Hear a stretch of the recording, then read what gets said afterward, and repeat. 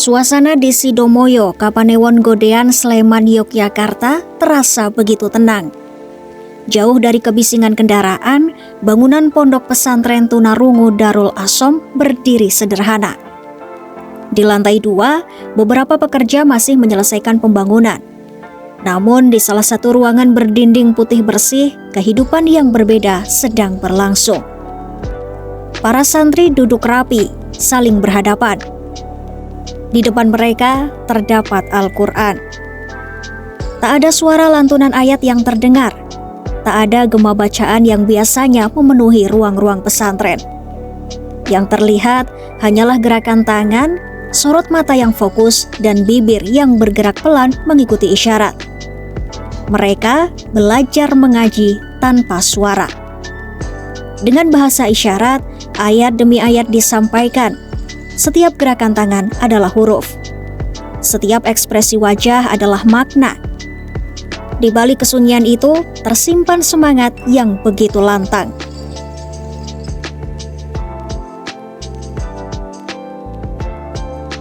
Di antara para santri, duduk beberapa ustadz yang mendampingi dengan penuh kesabaran. Salah satunya adalah Muhammad Aldi, pemuda asal Tasikmalaya, Jawa Barat. 3 tahun lalu, ia memutuskan untuk mengabdikan diri di pesantren ini. Keputusan itu lahir bukan dari rencana besar, melainkan dari pertemuan sederhana dengan anak-anak tunarungu yang ingin belajar agama. Ia melihat sesuatu yang berbeda, semangat yang tak biasa. Dulu ketika selesai mondok, saya melihat anak-anak dengan hambatan pendengaran tidak begitu mulia, dengan keterbatasan mereka, dengan pendengaran mereka yang ditangguhkan, tapi semangat ingin belajar agama, semangat ingin menghafal Al-Quran. Dari kesemangat anak-anak itulah saya terketuk ingin membersamai mereka. Hatinya pun tergerak, namun ia sadar untuk bisa mengajar, ia harus lebih dulu belajar. Bahasa isyarat menjadi jembatan yang harus ia kuasai. Tanpa kursus formal, ia belajar secara otodidak. Ia berbaur, berbincang, mencoba memahami bahasa tubuh para santri. Ia juga banyak belajar dari pendiri pesantren, Ustadz Abu Kahfi. Hari demi hari, gerakan tangan yang dulu terasa asing kini menjadi bahasa yang akrab. Ia menyadari kunci utama bukan hanya teknik, melainkan kedekatan hati. Ketika sudah terjalin rasa saling percaya, proses belajar mengajar terasa jauh lebih mudah.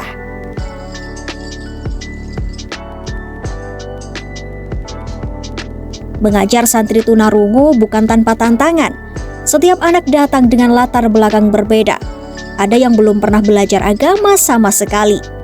Ada yang baru mengenal huruf hijaiyah, ada pula yang sudah mulai menghafal. Di Darul Asom, yang pertama ditanamkan bukan sekadar metode, melainkan mahabbah cinta. Para ustadz berusaha menyamakan hati dengan para santri, mengenal karakter mereka, memahami kepribadian mereka, dan membangun kedekatan emosional. Dari situ, pelajaran agama perlahan masuk.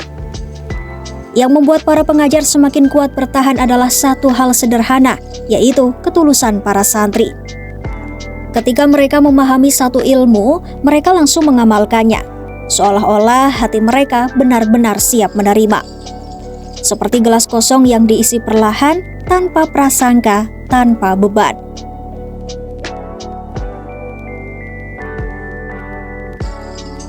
Di antara ratusan santri, ada Ahmad, pemuda 21 tahun yang masuk ke Darul Asom pada 2022. Sebelum itu, ia belum pernah belajar agama secara serius. Di sekolah, ia merasa tak mendapatkan pelajaran agama yang cukup. Ia datang dengan rasa kosong dan keinginan besar untuk belajar. Di pesantren inilah ia mengenal huruf demi huruf Al-Quran. Awalnya, ia membaca dengan sangat pelan, mengulang sedikit demi sedikit setiap hari. Prosesnya tak instan, tapi dari kesabaran itu, kini ia telah menghafal 3 juz. Bagi Ahmad, belajar agama bukan sekadar kewajiban. Ia ingin terus belajar sampai akhir hayat. Bahkan, ia memendam cita-cita besar yaitu menjadi ustadz dan mengajar anak-anak tunarungu di luar negeri. Mimpinya melampaui keterbatasan yang selama ini dilekatkan pada dirinya.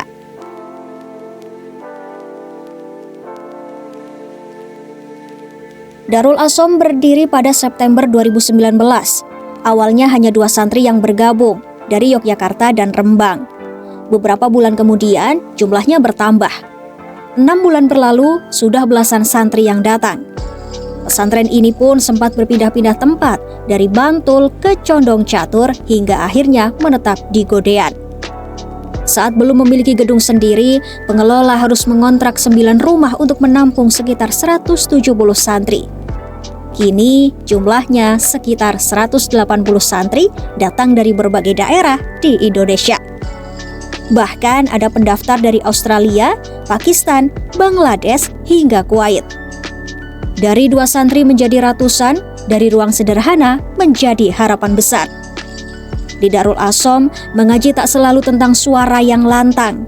Kadang ia hadir dalam gerakan tangan yang pelan, dalam mata yang berbinar, dalam kesungguhan hati yang tak terlihat oleh telinga, tetapi terasa di hati. Di ruang-ruang sunyi itu, Al-Quran tetap hidup. Dan para santri tunarungu itu membuktikan satu hal, bahwa keterbatasan bukan akhir dari mimpi. Justru dari kesunyian lahir gema semangat yang menggetarkan.